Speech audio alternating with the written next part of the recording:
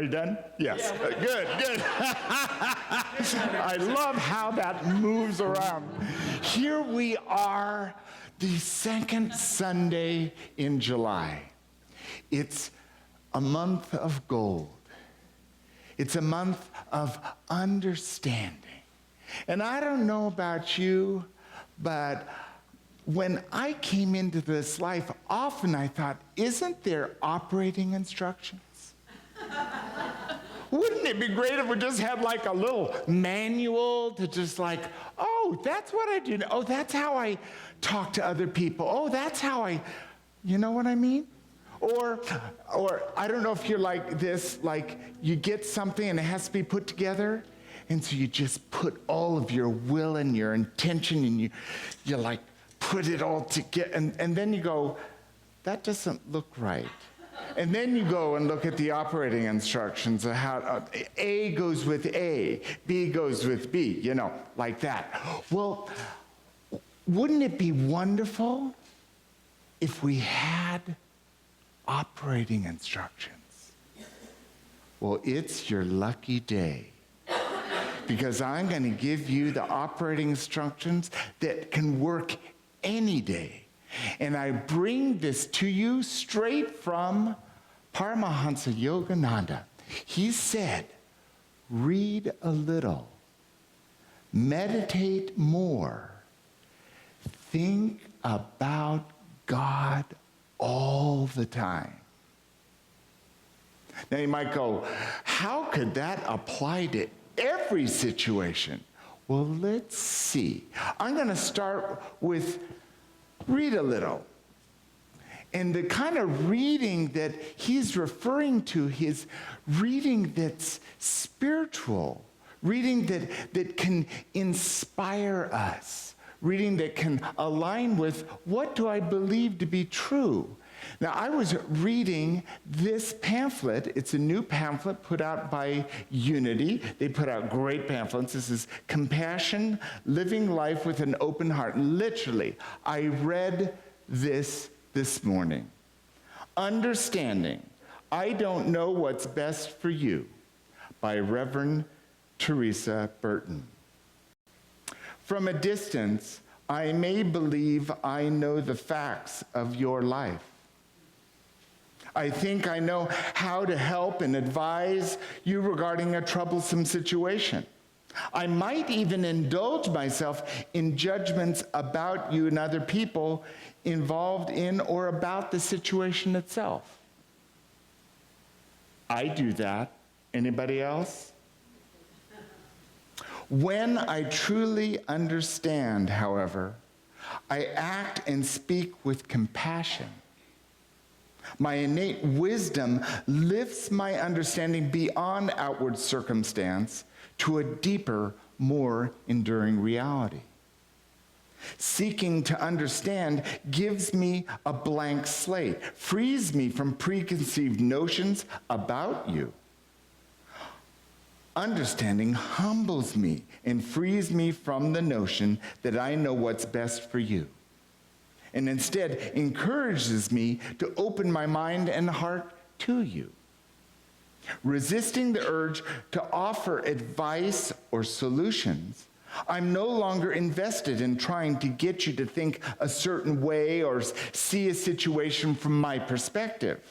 I have no agenda for your choices and your decisions you make, and the freedom gives you the peace I need to meet you with understanding and plant the seeds of trust that will grow between us.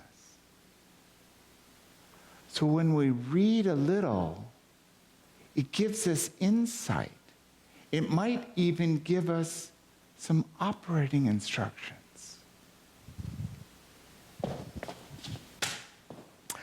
I also turned to the wisdom of Mary Kupferle. Mary was a very powerful Unity minister, and she says, as a child of God, you can understand what you need to understand. You can know what you should know. And you can find the answers to any of your questions arising within your mind and your heart regarding anyone or anything. So, as a child of God, we have the ability to comprehend, to listen, to know, to understand a situation that before we didn't understand. That often happens in my life. I come aware of something and go, what is this about? Where did this come from? And then the light comes on as I live with it and I breathe into it. Maybe feelings come up. Maybe some emotion that's been waiting and goes, thank you for paying some attention to me. I now understand. Understanding is very, very powerful. And we draw upon this understanding by learning, by reading our heart, by reading what people are really saying underneath the words they're saying to us, by reading literature, sacred scripture, or poetry, or anything that feeds us and turns on the light of understanding. Thank you, Mary. Meditate more. We talk in Unity. One of our 5 principles is daily prayer and meditation. And right now I'm doing 30 minutes of meditation every day. And I can't tell you it's the most peaceful time of the day all the time. In fact, this morning, the meditation felt more like spaghetti. But I still stuck with it. And I find that when I do that meditation daily, I'm more grounded. I'm more ready to embrace anything that comes for me. In fact, I find I have a pause, where I can choose whether I'm going to respond or whether I'm going to react. And that can be a real gold mine, especially if I'm making that choice before I step on stage on Sunday morning. Wouldn't it be good if I choose maybe just to respond, let's take care of this later? Where if I go into reaction, then I'm in a tailspin and I'm up here going, yeah. Ever feel like that? On a daily basis. And meditation gives us peace. It may not be during the meditation, but the result of meditation brings serenity, brings wholeness, brings peace, brings satisfaction, brings grounding, brings a greater awareness of our oneness with God, or whatever name you give that, with loving spirit, with divine nature, with principle, whatever name. I turn to Gospel of John 14:12. The one who believes in me will also do the works I do, and in fact will do greater works than these. This is part of our understanding. That as we learn, live, develop a capacity to be more compassionate, to be peaceful and serene, we will do great works. We have no idea the impact we really have on other people. There's no way for us to know, because we're not living in other people's heads. And they see things the way they see them. And yet our caring, our service is all part of this way that we work together in compassion and love. And that's where we're going to do our greatest works. That's where we're going to have the greatest impact. And that doesn't mean we have to change the world. If you've got the idea how to change the world, go for it. But it might just be changing your attitude, changing your heart, changing the channel, or unplugging the television set. Back to Mary Kupferle. She says, spiritual understanding is a body healer, a mind and emotion healer. Understanding that flows from the indwelling Spirit of God within you is powerful enough to break every bond, to free every thought of limitation, and to heal any negation. So meditation is where we tap into our spiritual understanding. And as I talked about last week, that spiritual understanding is that alignment with God, the divine nature within us that calls us to greatness. Greatness in loving when someone's not being loving towards us. To be compassionate when you look in the mirror and you're disappointed in your own behavior. To be accepting of all people, no matter what. Identifying that we're all one. And if we're all one, and there's only one power and one presence in the universe and in our lives, then what is there? I turn to co-founder Charles Fillmore, and he says spiritual understanding is developed in a multitude of ways. No two persons have exactly the same experience.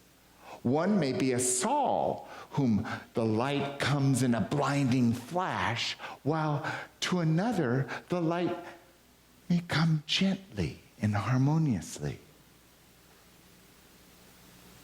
Sometimes in life, that understanding, whoop, comes instantaneous, a flash of knowing. Just like Saul, who's just paying his own little mind, walking along the road, and boom, bright light. And Jesus shows up in the tree and changes his life. I think spiritual understanding develops in us, and it will change us. Because it changes our consciousness. It's a game changer. It's a game shifter. And then once we go into that consciousness, we can't ever fully go back to the way it used to be. Thank God. Thank God. Respite from the old pain. And guess what? There's new opportunity in the new consciousness that leads us to a new consciousness to look at that and let go of that. It's part of this developing our spiritual understanding. And no two people are going to do it the same way. And each situation is going to give us a new opportunity. We might just be sitting in a workshop, minding our business, loving the community and the vibe and the energy, and all of a sudden, whammo! I never thought of that before. Whoa! My life has been false. I'm now real. What was that other life? I thought I was doing really good. Whoa! Spiritual transformation. Awakening means we wake up. And we don't do it just once. We do it again and again and again and again.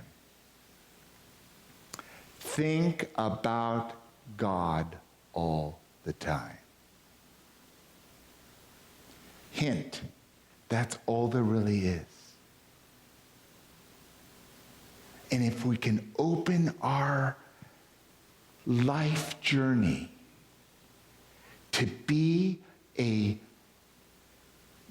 Geiger counter, a divining rod for God in all things, even in the darkest shadow, God is.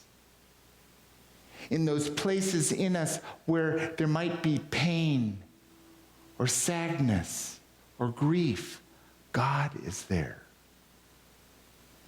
And that opens us, like that reading, to understand and to let go of our preconceived ideas of others.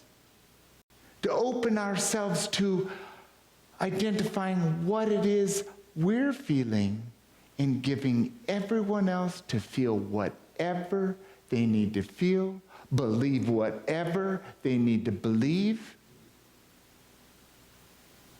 And that changes our life experience, because we're no longer the operator, I'm in charge of everything.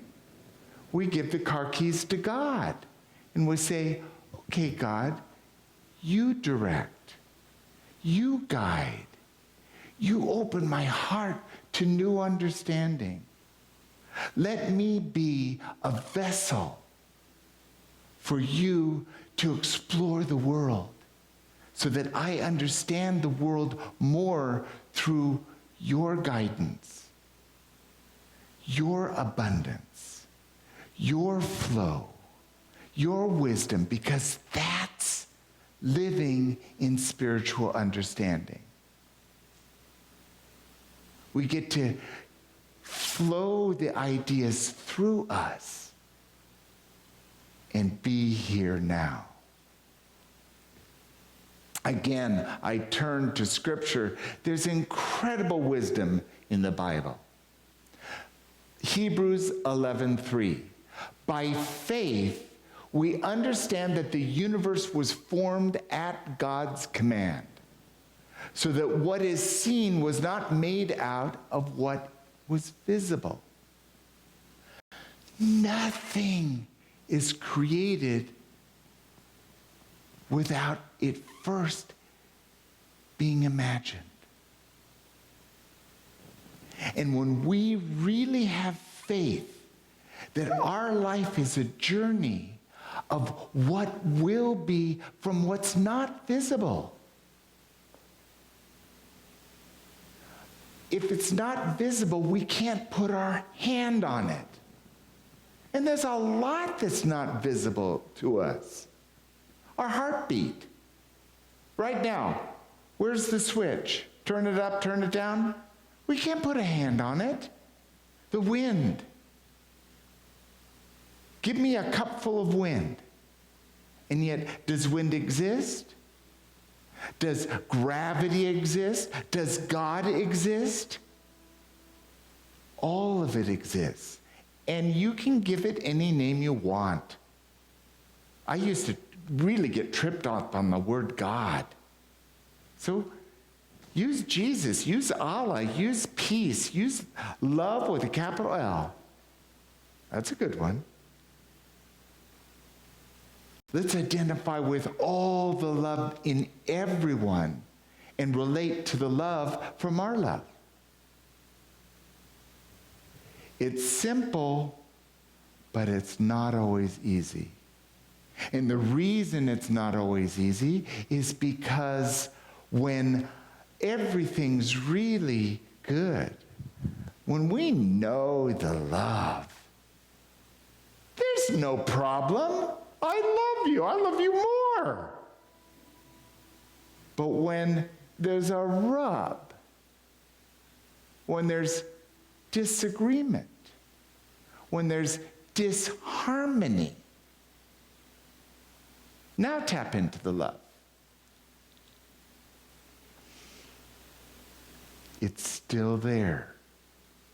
Sometimes it helps to close the eyes, breathe, and drop into our heart. And if you can't feel the love, then say, I'm willing to feel the love right now. I'm willing. Because all God needs is a crack. not even a crack, a minute speck. Again, co-founder Charles Fillmore, God is the universe as its constant breath or inspiration. Hence, it's only necessary to find the point of contact in order to understand the one in whom we all live and move and have our being. Since God is everywhere present, or we could say is the breath breathing in all or inspiring all, then all we need do is identify with the point of contact. And where's that? Right now, right here. God's everywhere present, but where do we have any opportunity to be able to communicate and interact with and respond and listen to God is right here. And not necessarily in your heart. It might be in your big toe, because it's everywhere present. So it's where you commune with God. It might be in your head, it might be in your ears, it might be your third eye. It doesn't matter. It's within you. You find your point of contact and maybe spend a little time in meditation and connect with it in the silence. And that's how we all are moving in this live, move, and have our being inspired by the breath of the divine. So we return to this fabulous operating instruction. Read a little, meditate more, think about God all the time. And you'll find it as a bookmark that our wonderful Leslie Woods created, that's in your bulletin, to remind you, if you're like, I don't know what to do, I've got operating instructions. Read a little, meditate more, and think about God all the time. So let's take that into meditation. And also in the bulletin, I decided this week to offer a prayer that you could take with you. So as part of our meditation today, I'll read this prayer that you already have with you as we allow ourselves to settle into this now moment as the Unity singers bring us home here now.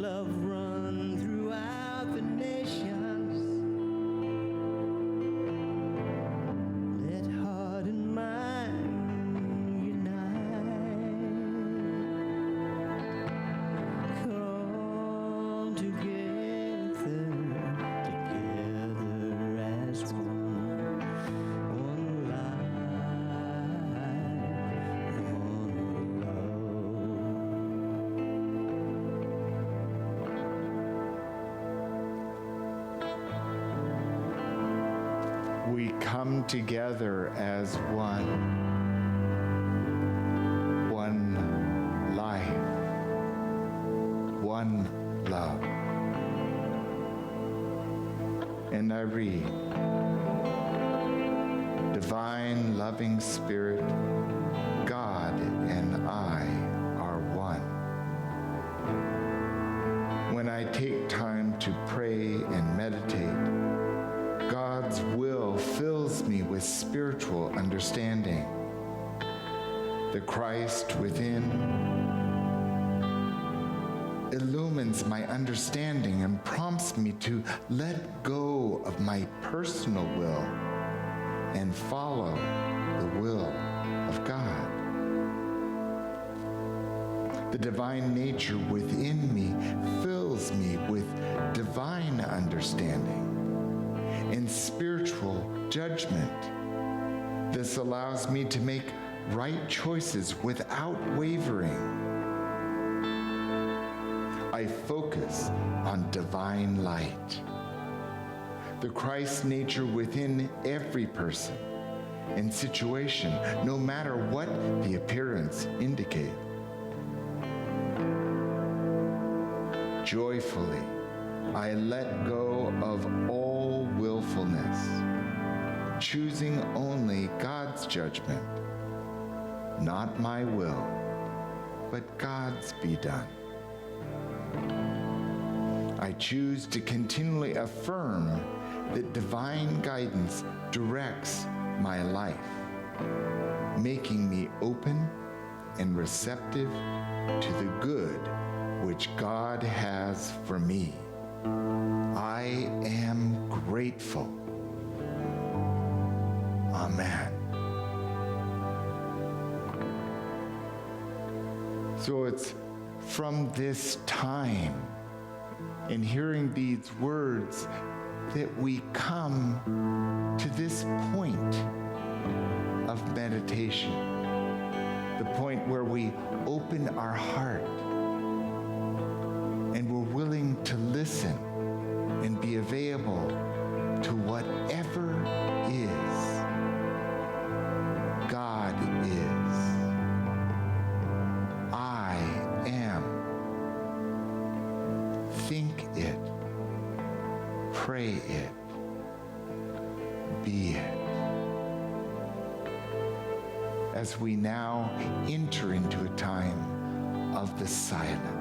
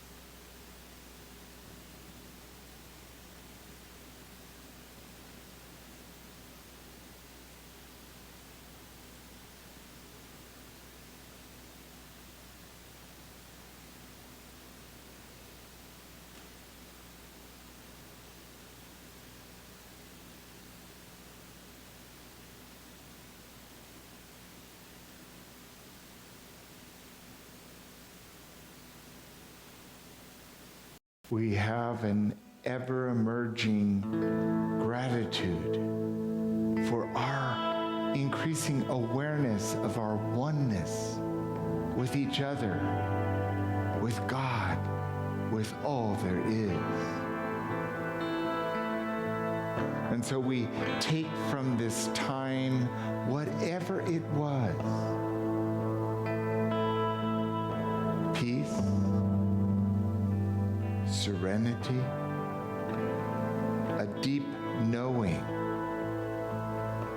Might even be a time of spaghetti. We take whatever it was and we express and know gratitude for having any moment of connecting with all that is, with love. We've already received the gift. And so, with gratitude, we now come back into being aware of this room. We might wiggle our fingers, roll our head, wiggle our toes. And when we're ready, we open our eyes. And what we'll do together is say this affirmation for today's talk. Every day, I open myself to a greater awareness of God within. And so it is. Leave your faith. Step out on the water. Release your faith. Every step is stronger.